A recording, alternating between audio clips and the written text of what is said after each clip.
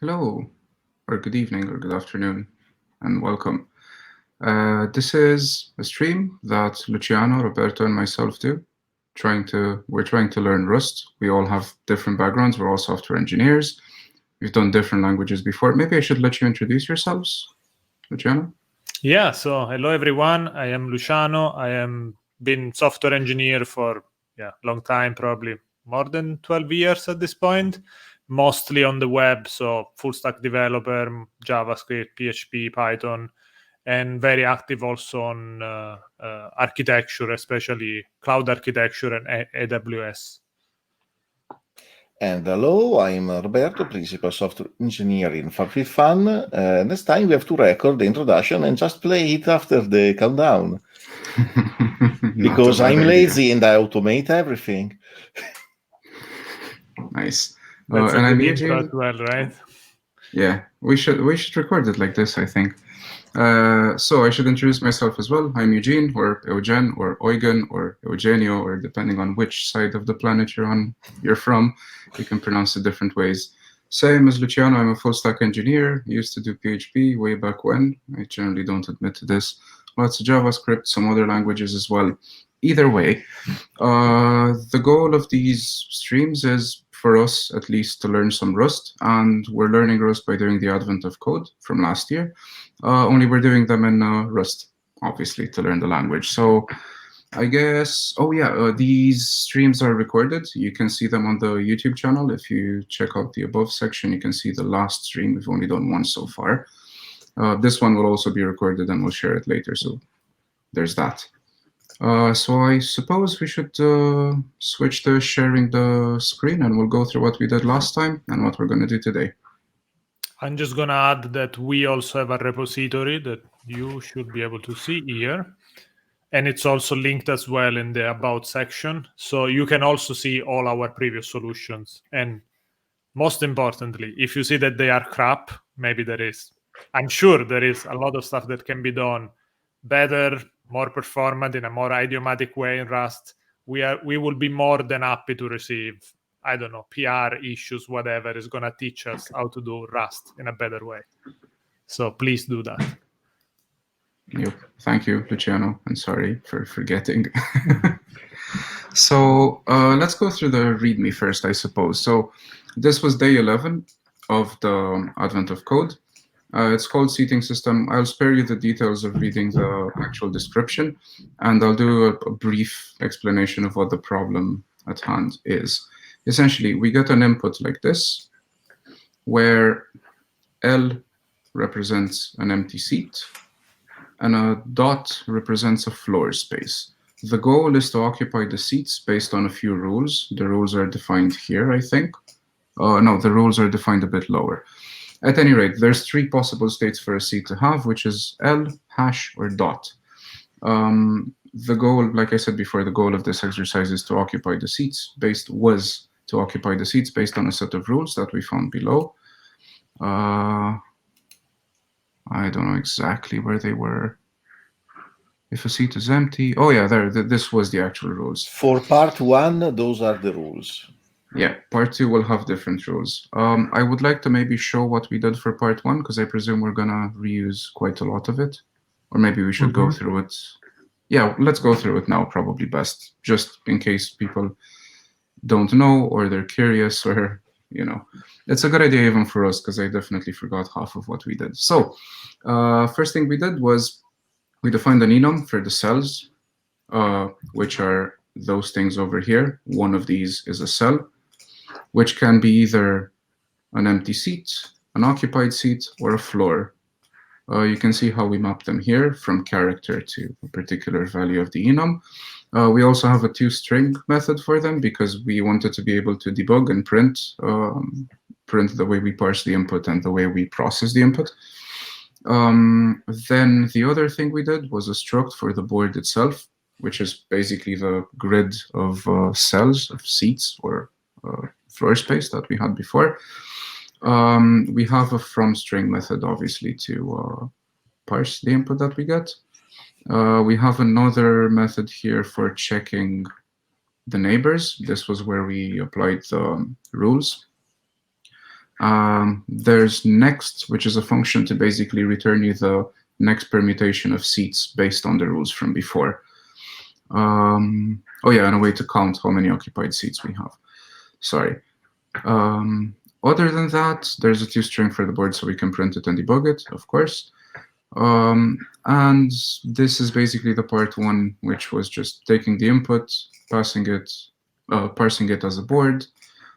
And then we kept going through iterations for as long as, for as long as the board would not return any changes, essentially. The goal for the first exercise was to keep moving people around based on the rules until no changes would be possible, until it stabilizes, basically. So now we're going to move on to part two. This is going to be the first time either of us sees it, so bear with us as we read. So part two says the following. As soon as people start to arrive, you realize your mistake. People don't just care about adjacent seats, they care about the first seat they can see in each of these 8 directions. Now, instead of considering just the 8 immediately adjacent seats, consider the first seat in each of these 8 directions. So, the empty seat below would see 8 occupied seats. So this is the empty seat, and it can see 1 to the left, 1 to the right, 1 straight behind, 1, 2, yeah, another one diagonally, and another one diagonally. And I'm not sure how it can see this one. Oh, this is to the right. Okay, cool. Yeah. And this goes 1 right, 1 up, 1 right, 1 up, 1 right, 1 up, and 1 right, 1 up. Okay, cool. So I get how that works. Did we all get how that works? Yep. Coolio. So the leftmost empty seat would only see 1 empty seat. Yeah, that's interesting. So basically, Okay. if there is another seat that kind of blocks your view, right? Yeah, so it's collisions, basically. It's a ray cast and collisions. Okay. The empty seat below would see no occupied seats. Because this is empty, and they probably left the diagonals empty. Okay, cool. So, people seem to be more tolerant than you expected. It now takes 5 or more visible occupied seats for an occupied seat to become empty, rather than 4. Okay. The other rules still apply. Empty seats that see no occupied seats become occupied. Seats matching no rule don't change, and the floor never changes. Fair enough. I don't think we want to go through these. Man, there's a lot of them. Okay, people stop shifting around and the seating reaches equilibrium. Okay, so you count 26 occupied seats. Yeah, in the example that is smaller than our input. Yeah. But does this mean that the output changes? What were we returning? The number of occupied seats. Okay. Yeah. So we'll be doing the same here. Okay, basically, from the Go last time, we have to change the rules to count the neighbor, and that 4 that become a 5 that is somewhere in the other function. Yeah. This one was looking, this is called cell neighbors, sorry, which is returning the number of... yeah, and is used in line 89. And then if neighbors larger than 4, yeah. So we have to do something very similar to this. For now, probably we can copy and paste, and then look after if we can somehow reuse the code, parameterize something. I think cell neighbors, I don't think is going to be good to us right now. I mean, we can still use the offsets, but we're going to need to traverse until we find something. Yeah, so we need another function similar to this, but not exactly the same, to count the seen neighbors. I don't know. Yeah, raycast neighbors. Raycast neighbors to keep gaming like. And this is going to return maybe a count as well, because we don't care about their position or anything. And since we're only looking in 8 directions, I don't think we care about anything bigger than a U8. Cool. Let's copy the offset. You will also need a starting point though, right? So you still need X and Y as arguments. And self. Absolutely correct. Yeah, the parameters are the same. Yep. I also copied the offsets for now. We'll think of something nicer in the future, but I say working is better than let's do a lot of copy paste for now, and then I think it will be an interesting exercise to try to reduce the amount of duplication there. Yeah. Now, can I make this mutable? So I'm thinking to calculate these rays on each direction, we can do an iterator similar to this one, which is going through them. But as soon as it finds a neighbor on the view, on the line of sight, we can maybe remove it from the list. Or we can use the same offset list, have a multiplier of the value, because first you will look at the value multiplied by 1, then you will go to the value multiplied by 2, then the value multiplied by 3, and we loop over every single value because we have to recast every single value. So we start with the outer loop onto the offset. Then we have an inner loop with a multiplier. And then the real final coordinate is the new x that is there. Is not just the coordinate plus dy, but it's the coordinate plus dy multiplied m. Yeah, I get you. So we're going for, let me copy this because it's the same line.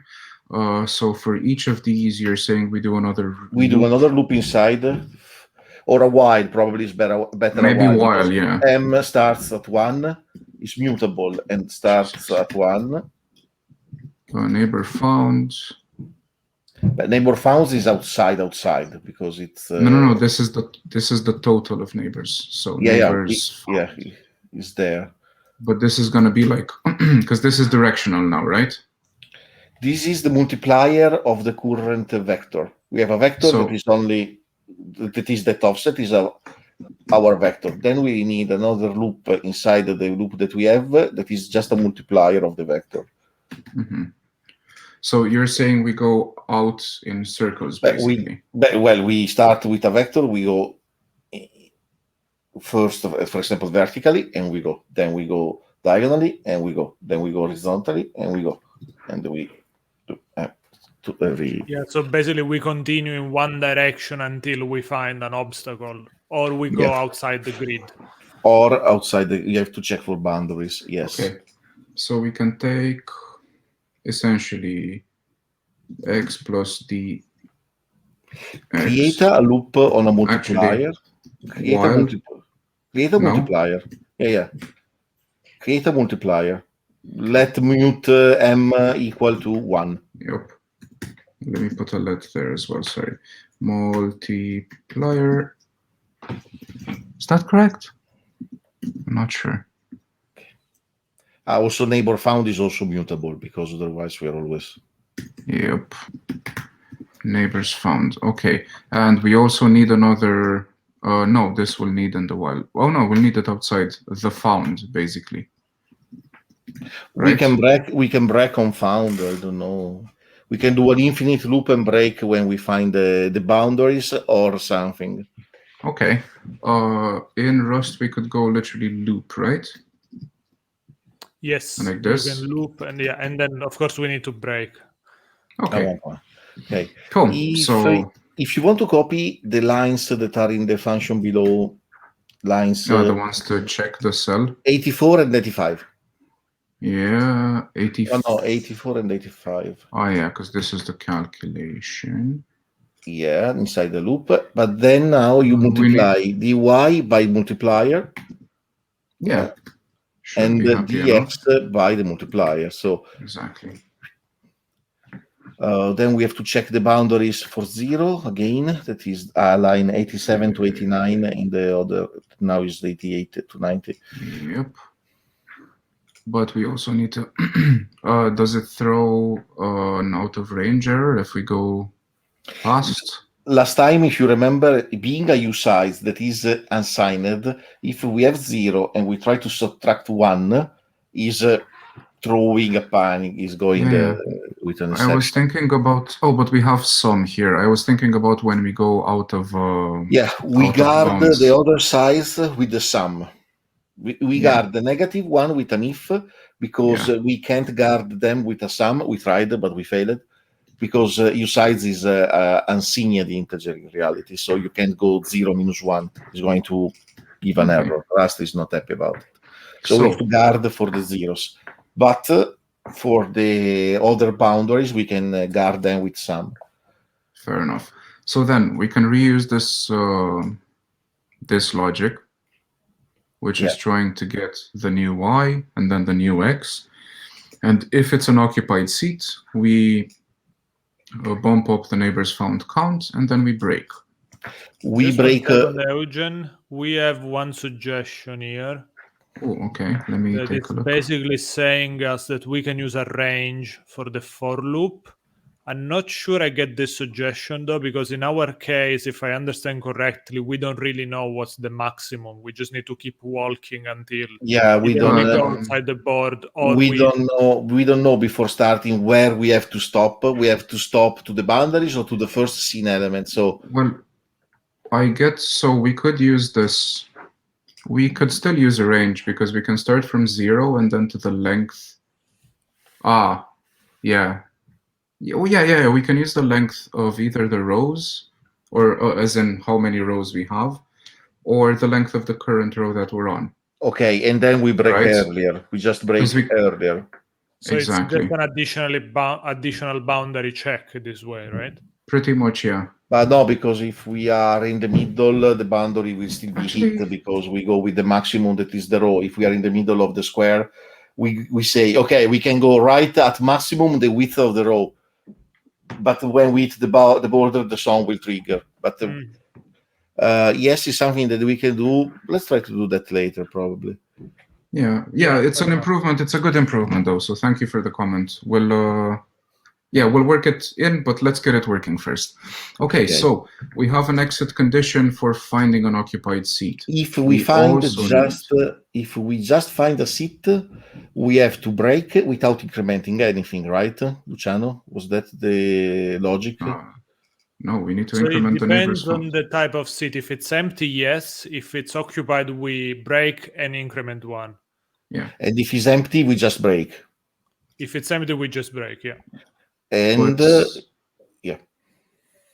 go ahead.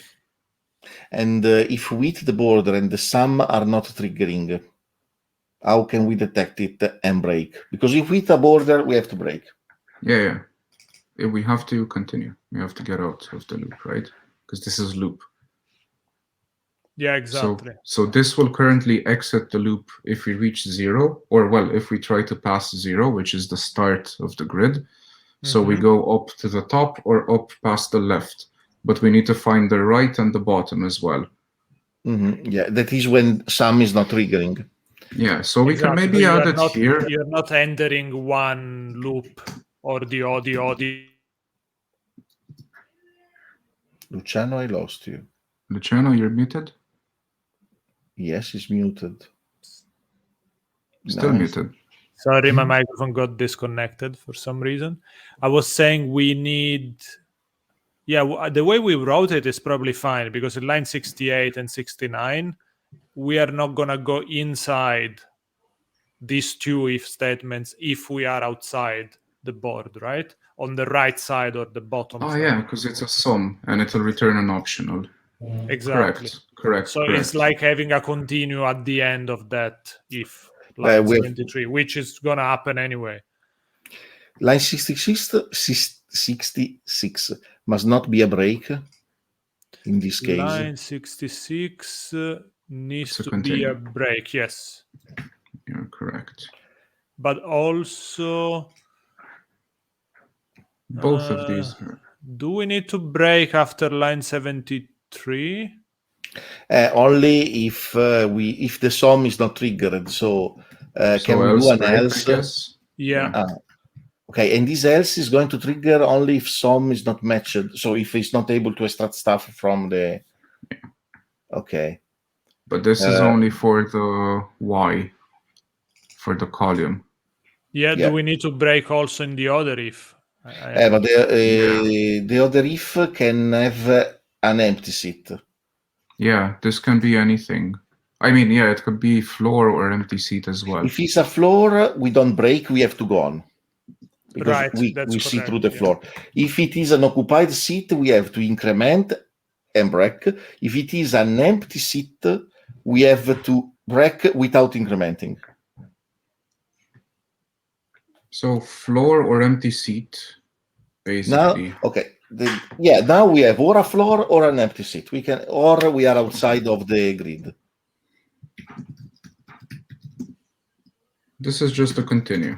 Do nothing. No, empty We seat don't is care breaking. about them. Floor It's is not. Floor is continuing, but empty seat is breaking Yeah, Why? because it's, the it's text like a says so. wall. You can't see Fine. past an empty seat. Hang on. I'm going to look at the examples again because I probably did not. See the So example this in is- line 132. If you read the text be above line 132, it say the leftmost empty seat would only see one empty seat. Ah, yeah. And can see Okay. the You're most right. So on it's the the left first thing it finds. must break without incrementing. The seat, Yeah. the second seat looking right must increment and break. Okay, so empty seat. Okay, let's be absolutely terrible people and just copy the exact same thing just to have it here. And Neighbors don't found. increment. Don't increment. You can probably put an else if there. Well, Yeah. optimization are for later. Here, it's prettier. Still terrible. But, if it's a floor, we go break. on. No, with the floor, we go on. Yeah. At the next iteration of the multiplier. So floor. And also, we have to remember to increment the multiplier in one place, but later. We'll do that, yeah. We can do this. Ah, shit, we have. This If is actually a none place. of those sum it, no, but the multiplier we can increment it after we use it. Don't put that 74 You're right. in between 64 and 65 if you want. After there. Oh yeah, before we use it and Increment we start multiply. with one. You're right. Yeah, you're right. That's a We good start with spot. one, we increment. After we use it, we will never use it again. So if Here, it's neither of these, then we break. if it's neither of them, it means that we reached the boundaries of the array, Yeah. of the grid, sorry, and so we break and we are done. So this must be our raycast neighbor, because he's complaining about line 61. 61. We are multiplying Because we are integers. not incrementing the multiplier yet, right? But we're Well, no, it's incremented there. It's incremented below. Let me save. Oh, right. Right. Also, we have, now that we did all our if statements, we have this very good suggestion that since we are covering all the cases that we have there, we can change that to a match. sum with just a match statement. Yep. Let me be an absolute nice person and just copy it. We used the match the last time. Okay, we Yeah. already forgot about the match existence. But it wasn't called match.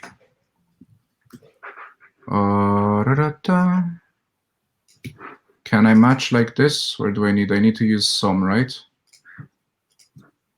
No.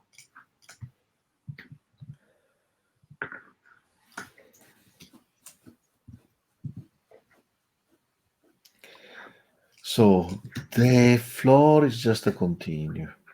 But does it work with this thing, or will it? I think it works like that. Because I need to give it a default. Yeah, the default is the underline, I think, and this the break. Yeah, the problem is that you might need to unwrap there because that row get will give you an option. Yeah. So we might want to assign. In a match, you can't say if the optional is not matched. So we could do, I suppose, two things. We could do let cell equal. Sorry, we can do if let sum cell equal all of that, and then we match on cell. Sorry. I was hoping that I was hoping that the match could have also checked for the optional. So sum of cell. Jesus, I can't type. Sorry. Row get like this, and then we can match on the cell, right?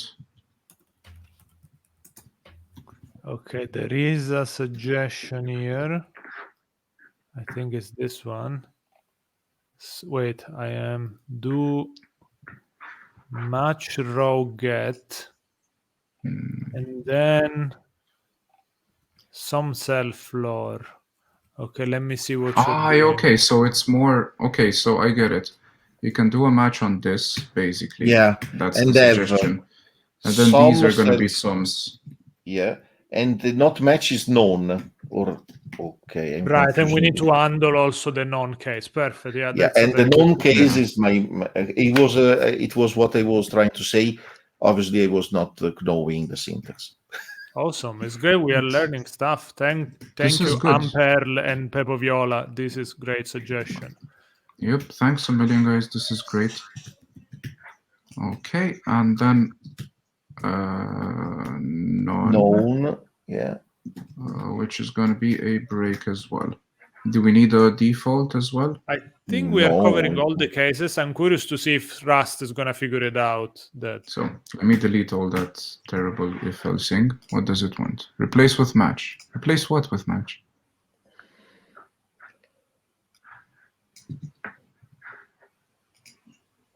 Extract into variable. The row get thing.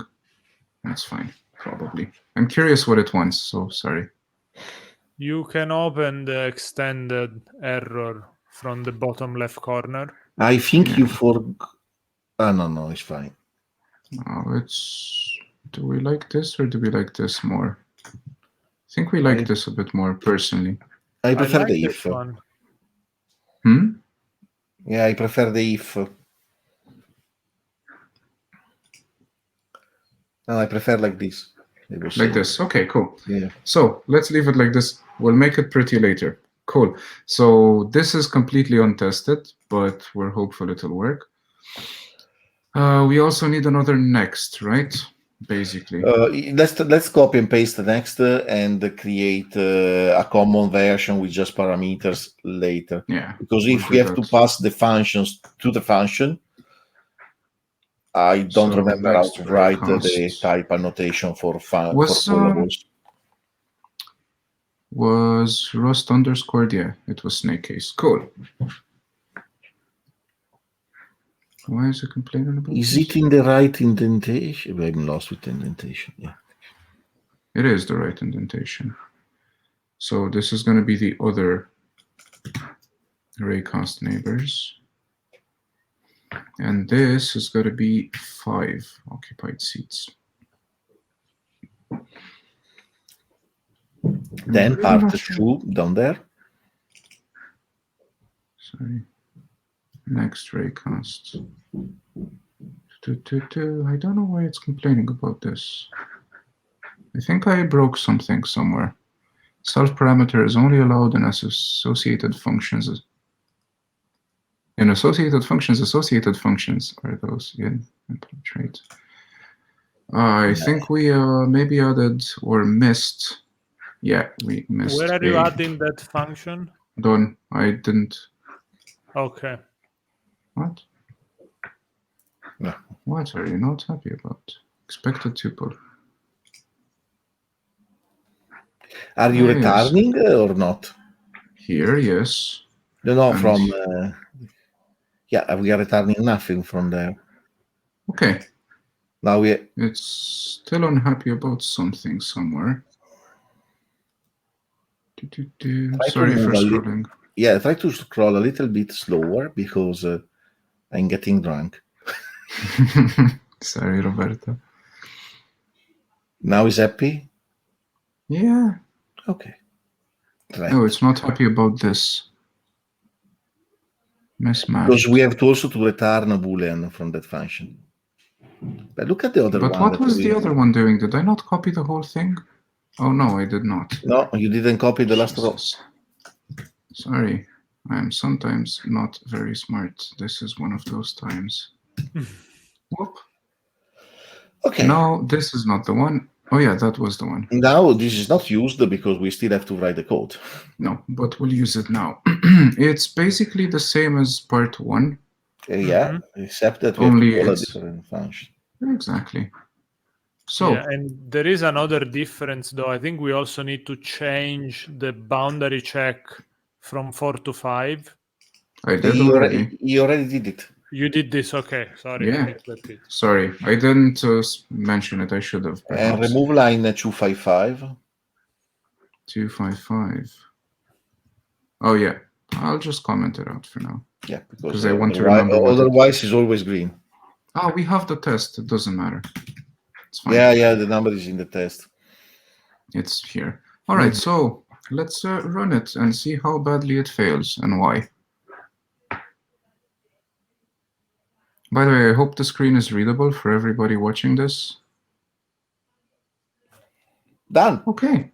Nice. Good job. You got it at the first try. That's highly, highly, highly unexpected. Now we have time to refactor in a more concise way. Let's see if it fails, right? I hope so. Yeah. Hey. Yeah, okay. Now, this was a bit silly because it was going to fail anyway, but cool. So this somehow worked. Well, this was a lot quicker than expected. Okay, let's make it pretty now. We can try a number of very interesting refactoring there. Now, one, we can pass the function to check the borders to the next function instead of copy and pasting the next function. And here we have to annotate the type of the callable, and I always forget about how you do that.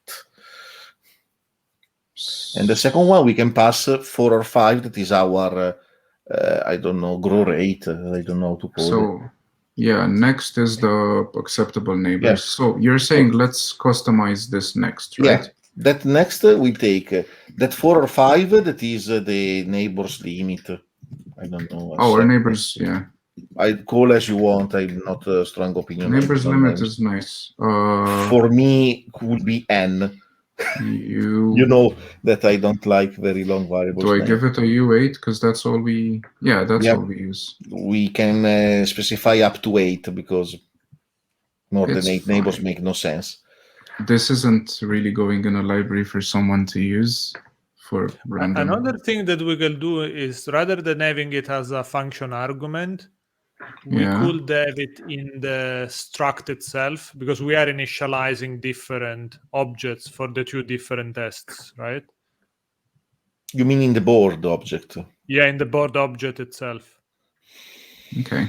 It's not a little bit from the readability point of view of the function. It's not a little bit more magic to have it inside the board because we are calling next anyway, right? Directly on the board, so it's not a hidden method. So fair enough. I think you are right there. So next is being called directly here. Okay, then it makes sense to have it there. Right. So we could. Oh, I can hear myself. I hope so. I shouldn't be hearing myself. Anyway, neighbors limit, which is going to be a U8 because why not? And then in line 170. Wait. Let's fix this, right? A 4, line 70, go into it now. I was about to use a Vim shortcut, which this would not be happy with. 170, I was. 170. 170, sorry. Sorry. That function, once is that one, the other for the part 2 is the other one. Raycast or whatever it was called. Yeah. How do we want to do this? Jesus. I'll copy its name there. Next raycast. Well, because we could very stupidly pass a Boolean, and then if this Boolean use this one, else use the other one. This is completely the stupid way of doing that. Otherwise, we can pass a parameter that is a function to use to check the neighbors. But it would be a bit strange to pass overkill. And we'd be passing it a reference to a method of its own, basically.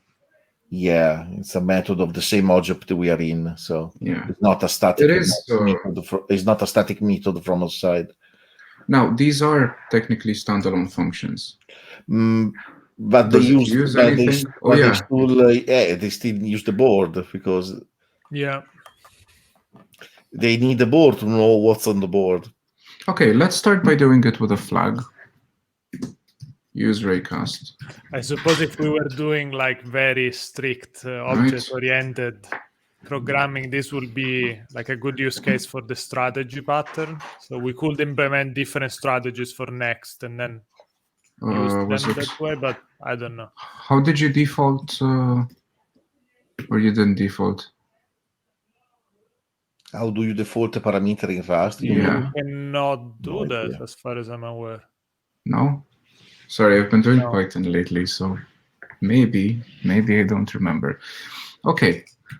Okay, there is a good suggestion here. Wait. Oh, In Python, you Let can me- suggest everything. So basically, we could have an optional, and then we can use the optional to say if it's not set, then If some this did that else Nice. to do, okay. or even this, which looks even nicer. Unwrap or and use the default value. yeah. I prefer the sum. If some, I don't know why. I think because we got used to that. Yeah, Yeah. I like it. It's So the we only can- stuff that I know. Okay. So, boy, Jesus. Use raycasts, right? And default value is going to be false. You have to declare let mutable neighbors you wait before the if, Yep. but make it mutable, Mutable and you can declare the neighbors. type. No need yet. Okay, it will detect it at the first assignment. I think so. Rust is too Maybe. smart. It's smarter than the average bear. Sorry. And hang on. in the else, yeah, we have They're to do actually that. reversed. So this one. Because Yeah, in case that of, one. Yeah, that one is the raycast, and the other one is the. Sorry. Exactly. Now it's complaining about Equal equal zero. true. No. Wait. Unnecessary parentheses. Yes, you are absolutely correct. Thank you. Why are you not happy with this? Takes 0 arguments. That's incorrect. No, it was not. Boredom Boolean. No, now it is. Wait. Because you don't have to call the next raycast. You have to call. I have to call the raycast neighbors. Raycast neighbors. Okay. Where the hell was we it? We have to get rid of that function. No, go down. This is the wrong function. That's this one is the one we want. We have to get rid of that. So I'm going to remove this next raycast thing because we don't care about it. Yeah. It's a good thing I didn't commit that. So there is a very good suggestion, which I think will be interesting to implement, but I will leave it for later. But basically, not this one. So basically, the idea is that since we are using next, right, and to go forward, we could implement this as a iterator. And in Rust iterators, they will emit a specific type that you implement. I suppose in this case will be board. So in theory, we could have an iterator that keep going until you find the same board as before. So at that point, we just need to exhaust the iterator and then just take the last board and use the count. And then we can have methods that return different iterators, one for part 1 and one for part 2. Yeah. That sounds nice, actually. Okay. Yeah, like in Python, when you raise a stop iteration that ends your loop. Yep. So let's try this now. But well, this one is part 1. If we have a default to false, we don't have to put a parameter, right? You need to pass some false. Yeah. Yeah, but false is not the default, so we can just be okay without it, right? It doesn't seem to like or it. You pass none. You need to pass none. Okay. So this means not part sure that 2. using an optional there is saving us a lot. It's probably making it more confusing. Yeah, it's not exactly a optional parameter because you still have to write known. It's just a boolean, right? Yeah. Let's see if it still runs, and then we can do another thing. If it still passes, sorry. I remove that mutable. Because we have to remove the mutable? Because it's only assigned once? Yeah, sorry. Yeah, I think because we're not assigning a value to it, it's not. No, we are assigning a value to it, but only once. Yeah, below. So technically it's not mutable. So part 1 passed. Let's try part 2 again. Okay, also passed. Wonderful. Okay. Do you want to do a commit at this point? Then we can look into that iterator stuff. Idea. Can this thing be used? No, it can't be used. A terminal, yeah. Sorry guys, I don't usually use VS Code. How do you terminal? Control Shift backward. You found it, okay. Yeah. Commit -am, right? So solution for 2020. Sorry, year 2020. Exercise 11 part 2, correct? Yep. Cool. Does it even know that I'm logged into Git? Yeah. Wow. This is cool. Beautiful. So, what do we want to do, actually? Let me ask this a different way.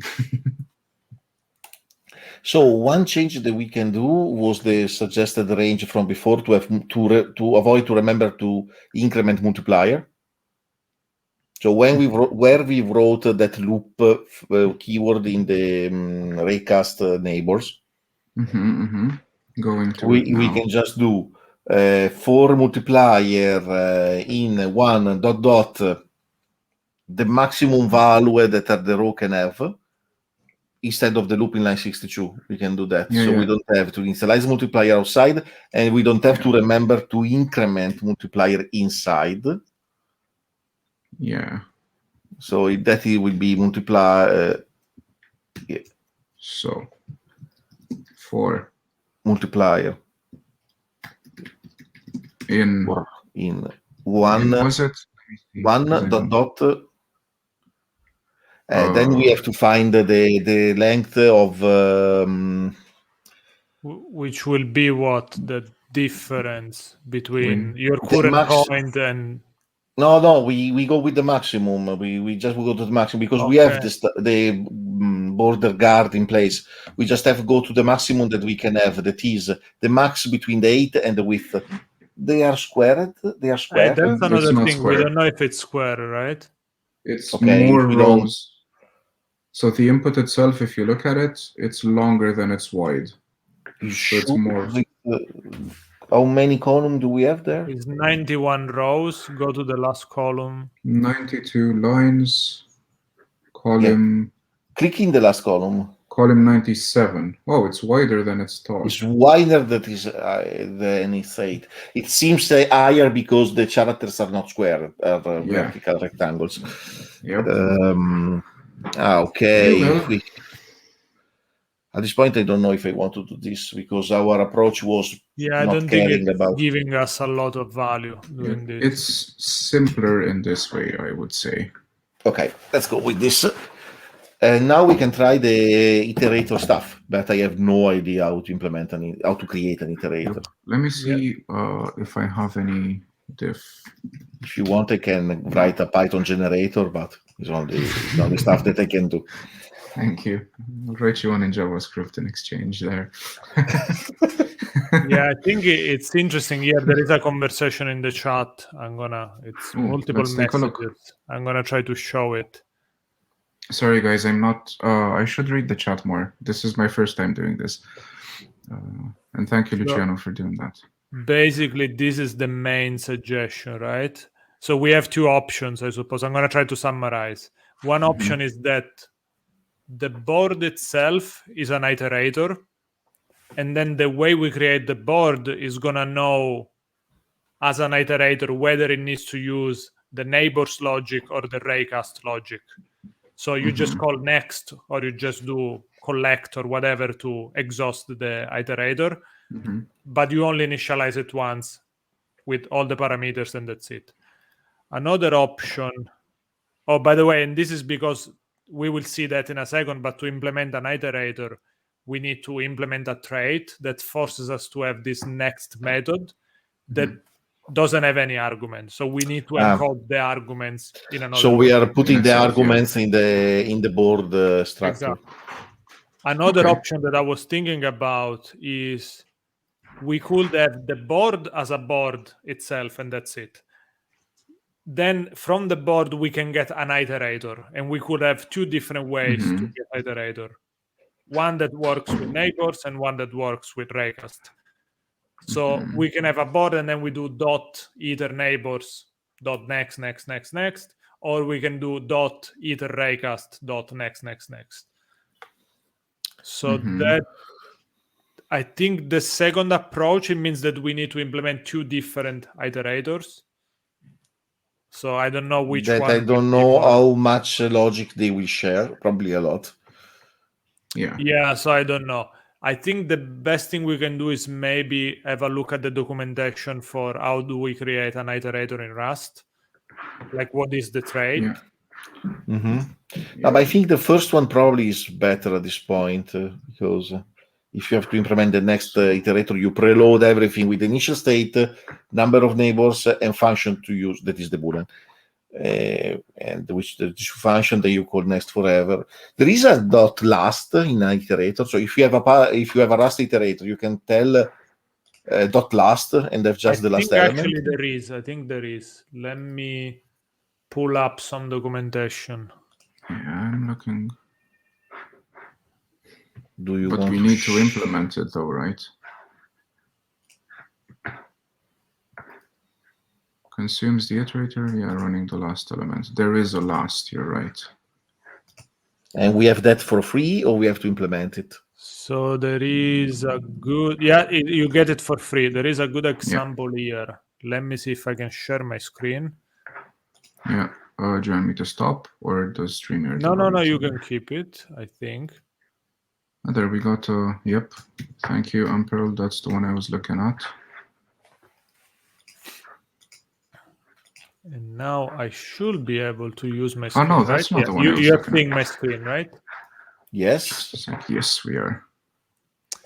So basically, here they are doing a Fibonacci iterator, where the iterator itself is just a struct with some data that it can manage inside.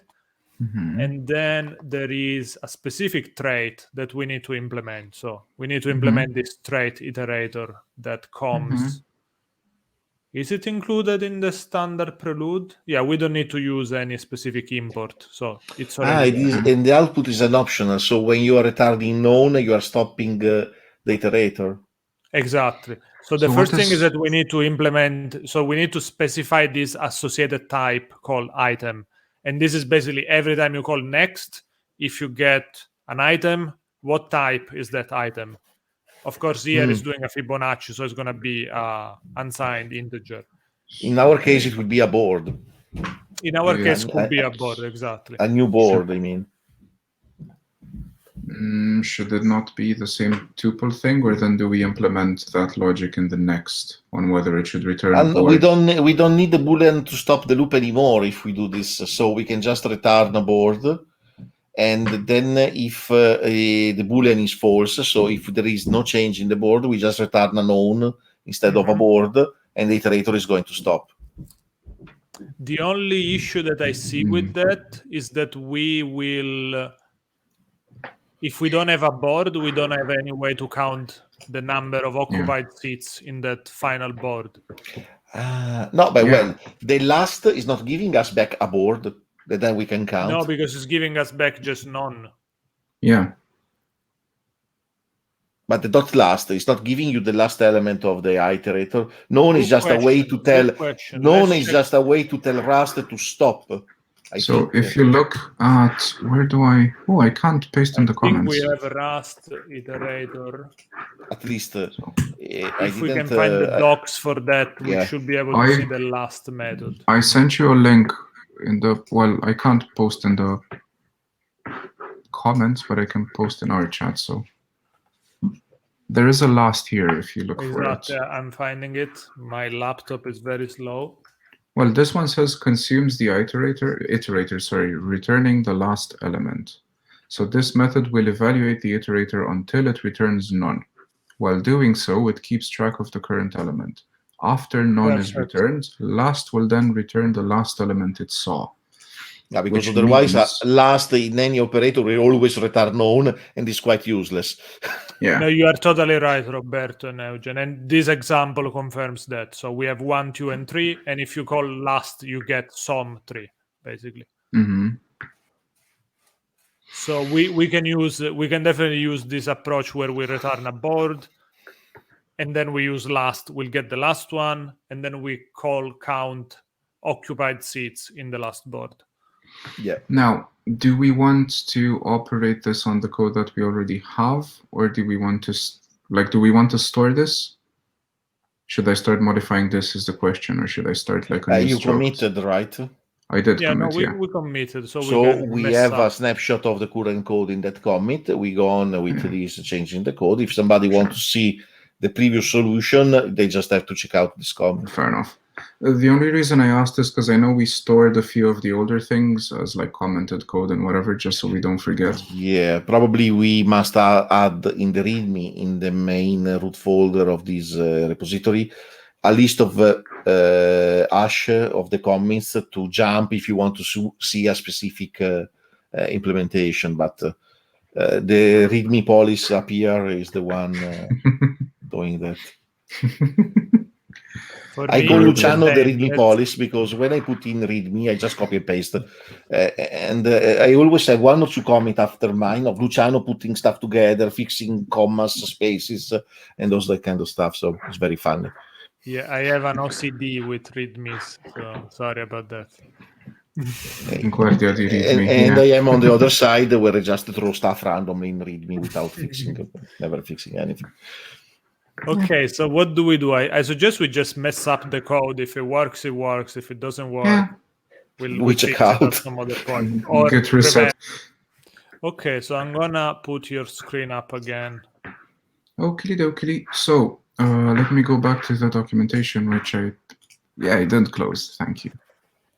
Oh, there is another very interesting suggestion. Thank you, amPerl, by the way. You are giving us so much stuff today. So basically it's saying if next is public, you could implement an iterator on a wrapper type. Okay, I think that means, if I'm reading this correctly, that we leave our code exactly as it is, and then we create a new struct. There is a comment. If you want to share the comment, I get you could have a structure board iterator, board param 1, param 2. Yeah, this comment. Okay, yeah, so probably it's better. Let's try it this way. I like that. Sounds cool. Sorry for scrolling so fast. I didn't mean to make Roberto drunk again. Okay, so this is essentially the board iterator, which takes a board. Neighbor limit. Yeah, can I copy? No, I can't. Okay, VS Code. Oh, come on. You have to type when you do code sometimes. I don't want to. You have the Stack Exchange keyboard with free keys. Exactly. Control-C, Control-V. Nothing else. Stack Overflow hero. And the second one was the Boolean, right? To tell it which path to go on. Yeah, the strategy. Strategy. This sounds much nicer. Let's call it use raycast or something like that. Yeah, use raycast is more... That's what we called it in the other thing, so keeping the naming the same would be good. Okay, and we need an implementation for this, right? Or now we need to the... implement iterator on this. So use iter, I think it was, right? No, implement iterator for this implement thing. Iterator for board iterator. And then type item. Sorry. Equal board. Sorry. Right, and then we need a next, right? Then we need a And function. then we next. need fn next. Copied it from the documentation because my Nice. typing Good skills job. are. You've probably noticed my typing isn't necessarily my greatest skill in this world, so there we go. Okay. So this guy needs to check. At this point, we can copy the code that is inside the current next function in the board. No, we can just invoke next on the board. We just need to decide which next do we call. There's a single next. Oh, yeah, with the right parameters, you're right. Yeah. For now. We can change it later. And this is basically returning, right? So. Yeah, but I suppose that now we need to keep a copy of the previous board inside the state of the board iterator to decide when we need to stop or not. Yeah. So I suppose one way to do that is in our struct for board iterator, we can have previous board, which is an optional board. Board next that is not board with the capital B, I think. But it's the self dot is a self dot board. But, yeah. Well, aside from that, so wait. The next is already returning a boolean that tell us if we have to return known or the board. Yeah. Do we want to move that logic here though? I don't think we have to. No, the logic can stay where it is. This is returning a board and the changes. Leave everything like it is. Just go back where you wrote the new iterator. Go there, chu. Okay. So now that board is not board, but is a self.board with a lowercase b. You're right. He's giving us back. Wait, because this also needs. Oh yeah, I forgot that he's giving us back not just another board, but a tuple. Exactly. He's giving us back a tuple that is a board, that is the next board, and a boolean. So before this line, so at the beginning of chu, yeah, at the beginning, open round brackets. That is board, comma, stop. Yeah. Or go on. Count, I think. No, there's not a count. It's a boolean. If tell us if we have to go on or not. It's not a boolean. No, it's a count of changes. No, it's a boolean of change if changed or not. Ah, you're right. Well, your memory is much better than mine. Good man. Totally forgot about that as well. It's something very smart there. It's changed, okay. Or is changed. Yeah, it's changed. Okay, be fine. Now we have also obviously to let to it because I don't. We have to let right in the beginning. Yep. Okay. Yeah. Now, if is changed is false, we return known, and the iterator is done. Return none. Yeah. No, if he's done, if he's not changed. Oh, if not is changed, yeah. Yeah. It's still not happy with these things. U8 and U size. Wait, what did it want it as? Expected U8. Yeah, because you declared it in line 196. This one. Whoop. Oh, this option. One we did that option thingy that I don't know if we want to keep or remove. Leave it one thing at a time. It's not some. Oh. Some. Sorry. Okay. Roll again. If maybe missing an else. Yeah, we are missing an else. Yeah. Return some board. But it needs to return. Oh yeah, sum of board. Yeah, we don't have to update self board also here. Doing self board equal board and then return some board. Between 205 and 206. There. We don't have to do self board equal board. Yeah, I think so. Then to update. We have an iterator with a state. The state starts from the first board, but obviously the iterator is going to the second board, so we have to change the state of the iterator. Do we store this as a... Oh, okay, lifetimes. Oh my God, kill me. So that... That doesn't work, but if I return this as a reference, oh, I can just go self dot, right? No. Okay, board in the iterator is reference to a board or a board? I think it depends on the type, how we define the type. For instance, if we define our type to be an ampersand board, actually there is a suggestion here, which is brilliant. But let me see it. If I can show it. So I think So either we make the board clonable, which maybe we did, I don't remember. At that point, we can just return some self-board.clone. So even if it gets consumed, it's cloned, so it doesn't matter. Or we return a reference, and then we have to deal with lifetimes, which is not going to be too bad, I think, in this case, because I think we have to just limit the lifetime of the board to the same lifetime of the iterator. But yeah, we can try both. okay, so sorry. Do we have to declare board mutable, self-board mutable somehow, or is fine? I think No. as long as the whole iterator is mutable, that should be fine. So what is the this error that you get there? cannot move out of self board, which is behind the mutable reference. Yeah, I think the easier solution is just to do .clone there, which is not going to But work. we need to straight implement away. it, right? You need to derive it in the board.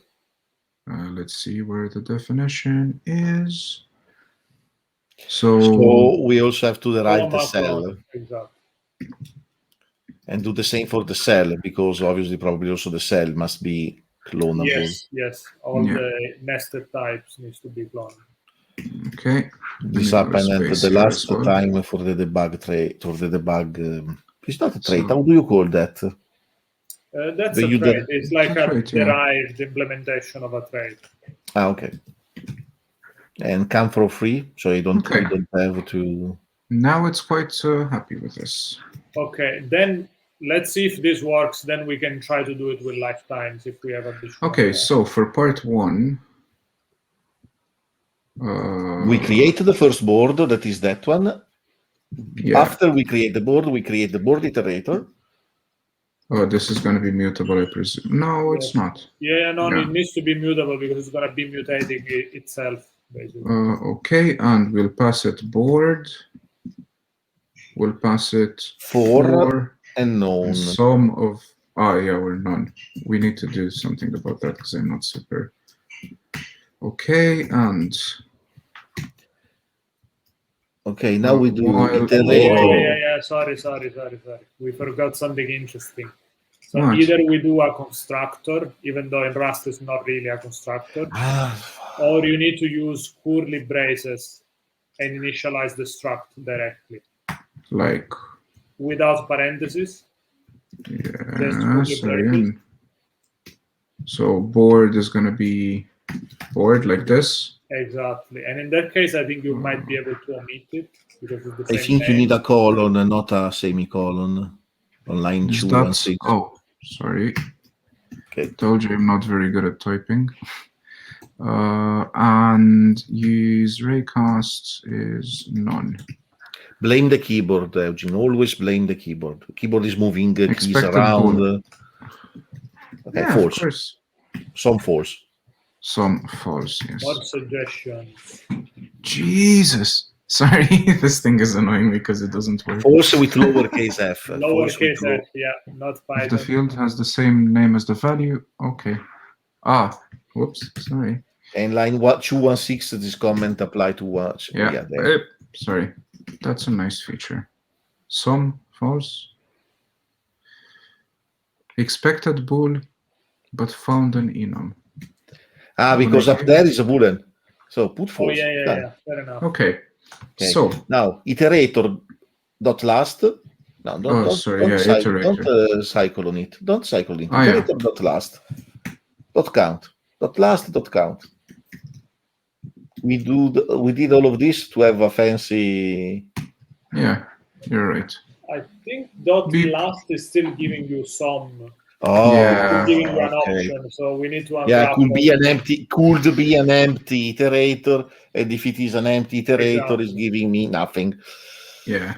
Unwrap? I'm not sure because we should. And did we call it count neighbors, count occupied, or just count? Count is how it was before. Okay, fair enough. No, because this actually can be confusing, and there was a comment here. Oh.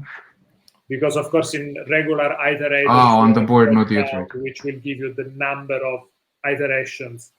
So here is not the number of iterations, but it's the number of board, and we count the number of occupied seats. So just to clarify, this last will return me the last board, right? Exactly. Which I was calling count on, but not before calling on wrap. Yeah, because it could be nothing, so the iterator can be empty, and it can give you just known at the first iteration. Can we give it like an empty vector? New? Yeah, but I don't know if an empty vector has the count. Yeah, fair. Okay, let's just unwrap it. We crash let's see if it works. Oh, Jesus, let me clean up my amazing typing. Cool. Let's It's complaining on the mutable board. Because we're not mutating it. Oh yeah, the original board is not mutated anymore. Neither is the iterator, because we're just calling last on it. I think that might complain, but let's try. Well, we're not mutating it; it's mutating itself. So we'll see. Let's see. I'm quite convinced we still need to make it muted. Let's find out. I think not. No. Do you know why? Okay. Do you know why? Because next is declaring mutate self. Yeah. Going the next in the declaration of the next function of the iterator. Yeah. You see that reference to a mutatable self. So if we remove that mute, we are not able to update the state in line 207. But with that mute, we can mutate ourselves. But from outside, we are an immutable iterator, because once we are set, you can't change our internal state anymore. Okay, I'm not fully convinced, but we'll... No, I say that I'm not convinced too, but probably it's working like this. Well, I'll try this out here as well. Okay, there is an explanation here. By the way, thanks again. Let's read. Thank you. Takes ownership of the iterator. It can mutate itself. Yeah. So last is basically consuming the iterator if we want. So it can do whatever it wants, because we cannot use the iterator after that anymore. Which is actually, that's what we've noticed before when we used iterators. But well, it's normal. Even a Python generator, if you run over the generator, next time it's just empty. Yeah, no, it makes sense. Sorry. No, but I think in Rust is even more so, because the variable itself is something you cannot use anymore after you got last. Okay. It's dropping the reference to the. It's dropping the reference to the value. I'm gonna try part 2 anymore as well. Sorry. Which also works. Cool. Can we get rid of that sum for the? So by the way, this is a very interesting explanation as well. So basically in Rust, when you implement, let's say, a method on a struct, depending on how you specify self, like if you specify ampersand self, it means you are still using the object, you are borrowing it as you call that method, and then it can be ampersand self or ampersand mute self. But if you don't put the ampersand, that means that you can call that method once, and then that struct instance is gone. So that you are the last method to be called on that iterator, because then the iterator is not available in memory anymore. Exactly. Interesting. So the Rust compiler is a good way to avoid a garbage collector and get rid of allocated memory. I know that when I call last, I'm taking the last element, I'm throwing away all the memory that I will not use again, and I give you this element, then you manage the memory of that one. That's lovely. To avoid that unwrap, we can do something in our tests.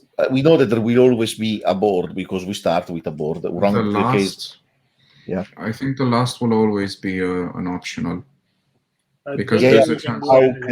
How can we avoid the unwrap with a sum? I don't know if some of this count, otherwise, well, I don't care. Before this, I want to get rid of the sum we had on use raycast, because there's a bit of wrapping here and stuff, which But at this point, just pass a boolean without the sum, and who cares? Yeah, but we need to change it at the point where it's. You have to propagate the implemented. types, yes.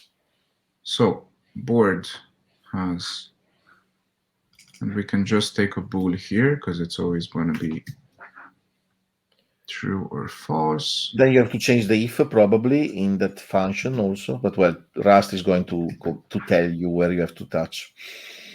Maybe. Yeah, I need to just if use rate. Use raycast.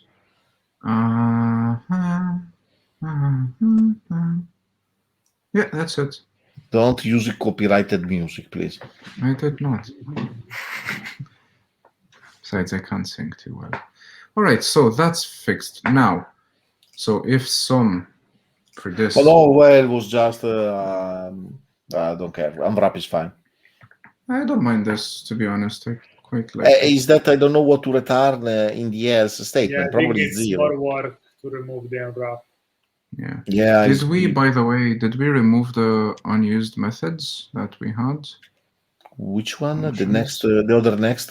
Oh, there's some commented out code. I'm going to delete this. That is the suggestion from some editor to replace the if that we have saw above with this guy. But I prefer for readability the one that we have above. If some. Because this one is the flattened was the flattened one.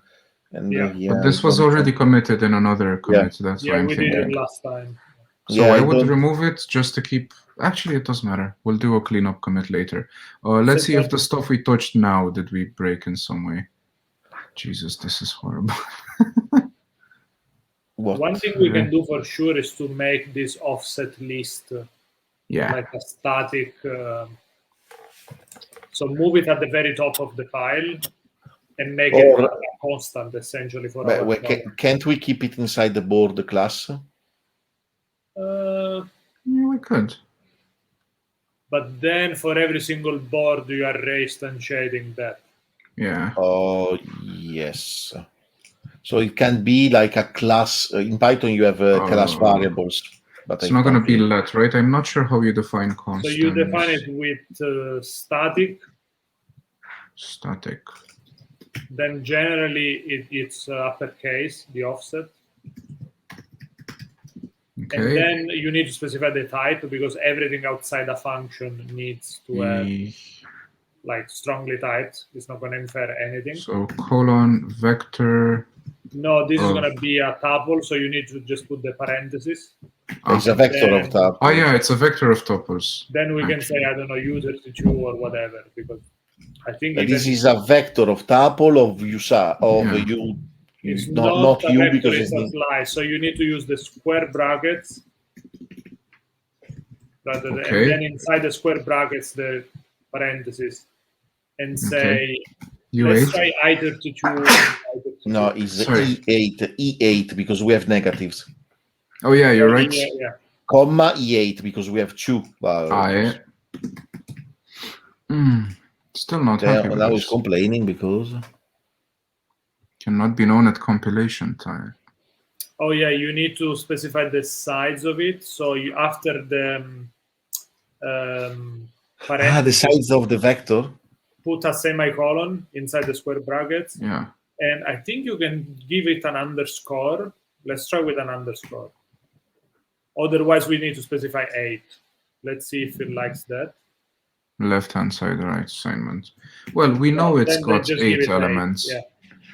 I hope that there was a way to let it infer because we are declaring it straight away, but fair enough. So let's replace this with the uppercase. We can still use iter on top of this guy. I think so.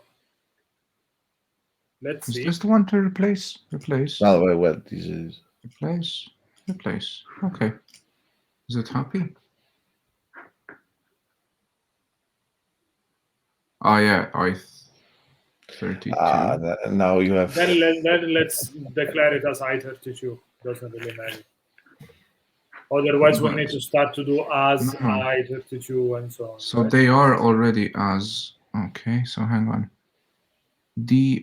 Okay, that's an I8, so we need to make these 32. Let's not be super picky about memory.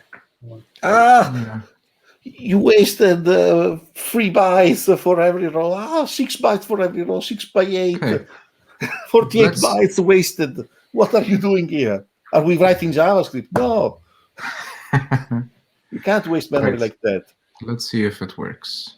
It does. Let's see if the other one works, and I'll make a commit with this. By the way, .iter creates an iterator and gives you a reference.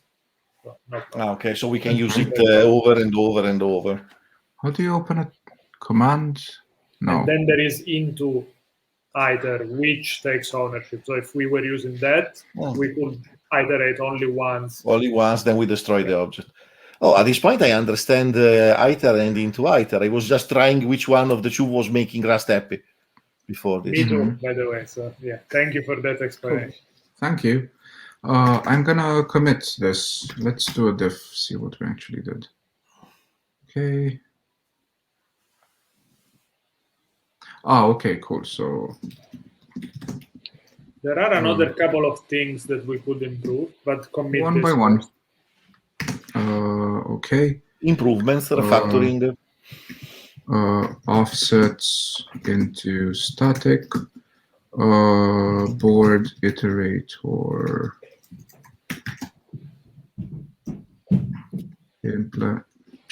Implement board iterator.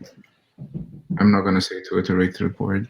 No, instead, while loop. There you go. Just so we're kind of clear on what we did there. Okay. So the two suggestions I have is one, it's easy. One, it might take a little bit more time. So we'll see depending on how much time do we have.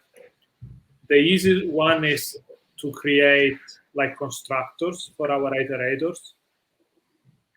Instead of using the curly brackets, pass parameters. It becomes much easier to initialize them. Well, it's not that we wrote a lot of code to initialize it. There is also not a lot of logic in this initialization, or not. Yeah. Fair enough. Yeah. No, so, it's sorry, not a huge improvement. It's just stylistic change more than anything. So instead of curlies, you would get round. Yeah, you can remove the iterator as semicolon, no, colon, new, and then pass only the argument. Yeah, but you just get rid of the name of the variables that, to be honest, is even more readable like this. Okay, then let's scrap that suggestion. Let's leave it as it is. All right. The other suggestion is that I was reading about ways to implement toString, because we have toString here, right? Mm-hmm. Yeah. And apparently the more idiomatic approach is, rather than implementing this toString directly, is to implement the display trait.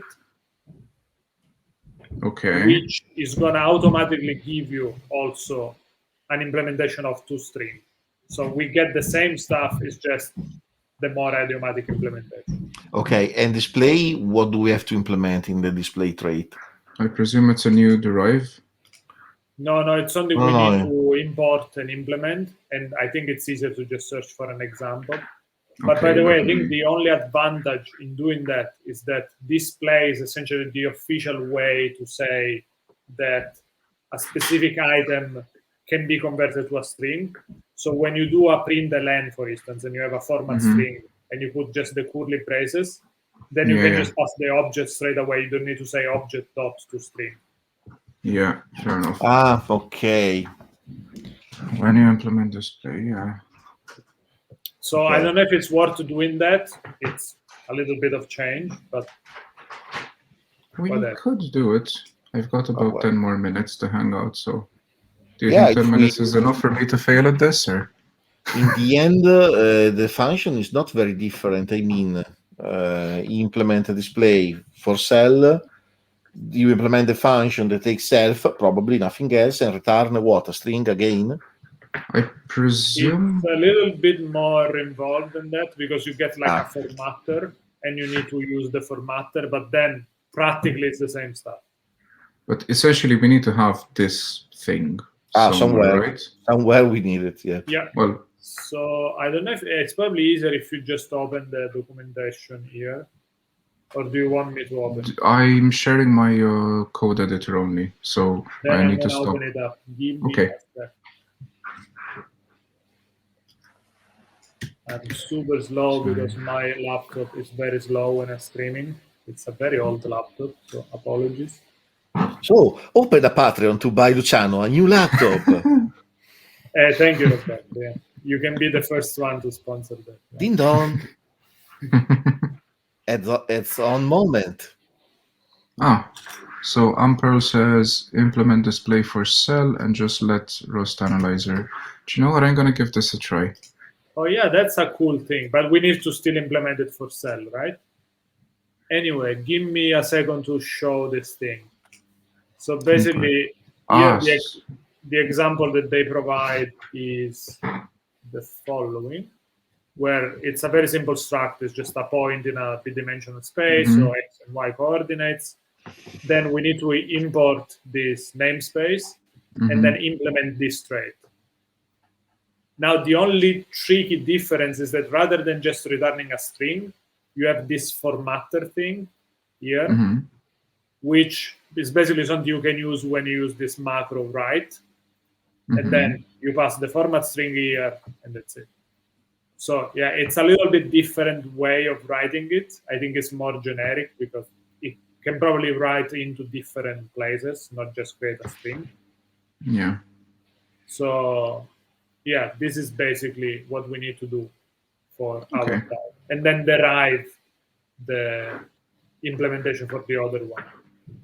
Can we just do write exclamation mark F comma and the right string from the match? So we can do a match with free writes and the match is writing the right character. Match inside here, basically. Okay. So just a curly bracket open, curly bracket closed, and the match as parameter of the function. Okay. So match works as a return. Yeah, match is an expression, so it's going to return whatever is the match. So we just need those 5 lines and a little bit of copy and paste. Okay. Okay, cool. I'm gonna stop sharing. Eugen, you can copy paste stuff from this link. In the meantime, remember to do a €5 donation for the new Luciano's laptop. You're gonna benefit with a much faster stream. Jesus. Right, so I imported stdfmt and we're going to implement it for our cell to begin with. And let me copy the function. Actually, I'll copy the function altogether. I was going to copy the signature. So this, right? Yeah, that goes as a third parameter. Yeah, and then you have to change the string to just open curly brackets, close. Just a single, yeah, without the round brackets. Without parentheses, yeah. And I think at this point you can even remove string from. You can just return an str, which makes it even nice. Yeah, a literal. Yeah, you're right. It doesn't need it because it's not toString. It's before we were using a toString, so it was needed for that. That's neat. Okay. Okay, and now then you we need can the same remove for the board. previous implementation because it's kind of conflicting at this point. Yeah. toString and display are conflicting. So basically, display implements toString for you under the hood. So when you implement the display, it is also giving you toString. Okay. So, and for the board, we have to do the same. For the board, I think we can derive display. We can try that. There's this here. Can we derive display?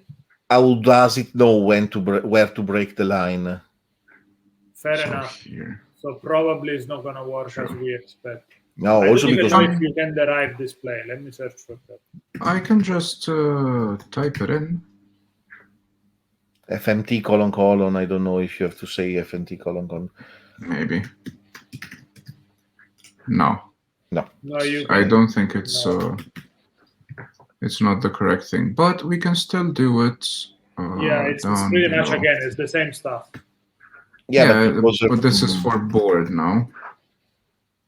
And Oh yeah, there is another interesting advice. This is like a very small thing, that since we are using only one character, we could use single quotes.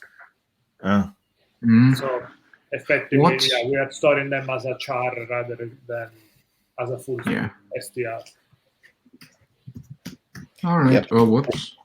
Probably as full str is keeping the char and the length of the string. That is one. So we are Plus, I wasting. think str are UTF-8, so I don't know if they. But well, UTF-8 in this case, it's not going to change anything. No, UTF-8 of L is 1 byte. If UTF-8 of Kanji probably is 4 or 6, but Cell to string collect. Okay, so this should just work like this, right? But well, we need a write. There's something it's not. No, we need a write F, write exclamation mark to F something in that display. In line 185, we can do that. Yeah. Yeah. Write exclamation mark F, comma. This is not Python. Sorry. It is. It's just like Python. No, F, comma. F Sorry. is is the formatter. That's it, yeah. And you don't need to put the exclamation mark because it wants to have a format result, which is what write is giving you. No, if write is not a macro. No, write is a macro, but it will give you a FMT result. You see that the signature of this formatter? So this guy. Format, result. So that write is going to give you a result. So that's why we don't need to put the semicolon at the end of this line. Yeah, because we're returning this. Yeah, of course. Exactly, yeah. Sorry, I didn't get what you were, so gotcha. Okay, so let's print out something, right? In whatever. Board. So print ln exclamation mark board. So and now this the is cool thing is that you don't need to use toString anymore, because with the display trait, that format thing knows, okay, I know how to display this thing. Yeah. You put it in test 2. No, you put it in test 2 and then you run test 1. Thank you. Sorry. It's working. Yeah, it is working. Beautiful. I will leave this comment. Actually, remove it because we don't need it. This was nice. So let's commit, right?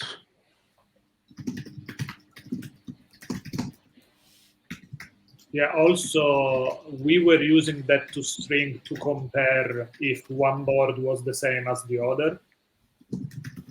So, interesting enough, we did not implement toString, but we are still using toString. So that's kind of another proof. But are you sure that in the end we compared the board with the equal, or we just used the Boolean changed?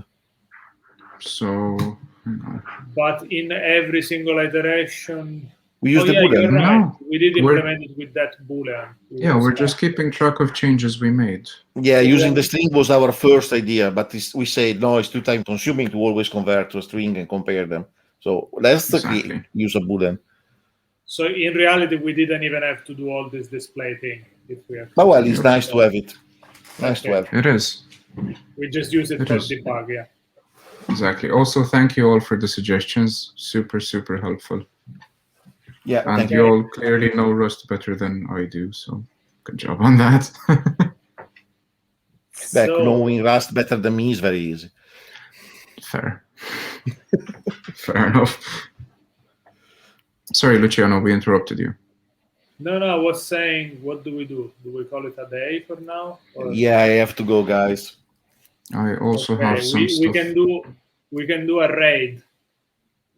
I don't know what it is, so. Yeah, so basically we can redirect people that are currently watching us to another channel. All 2 of them? All 7 of them. Oh, nice. Thank you.